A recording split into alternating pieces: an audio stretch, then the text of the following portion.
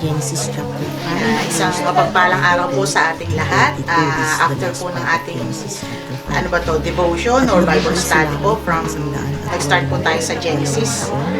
So, natapos po natin Genesis 1 chapter 1 hanggang chapter 5.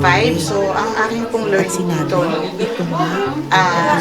I can say na napaka-gracious and merciful po talaga ng ating Panginoon, na sa kabila po talaga na alam naman po natin lahat na kung anong naging kasalanan ni Adan at ni Eva, na talagang sila ay sinuway nila ang ating mahal na Panginoon, pero dahil doon pinakita pa rin po kung paano sila pinangalagaan pa rin ng ating Panginoon sa kabila ng kanilang kasalanan. So, dito po makikita natin kung gaano kabuti, dahil imagine niyo po bagamat nagkaroon ng curse po pero hindi ganoon kahigpit ang parusa ng ating Panginoon, dahil gusto ng Panginoon na magpatuloy pa rin po ang buhay ng tao. Kaya nga po humaba ng gaano kahaba, almost 1,000 years ang buhay ng tao noon. So, makikita po natin dito yung genealogy ni Adan, na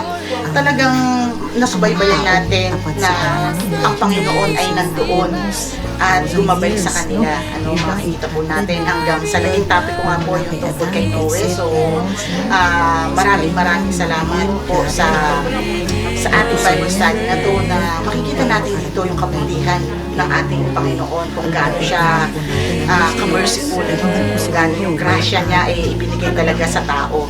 So, yun lamang po. Maraming salamat. God bless everyone. Na ang buhay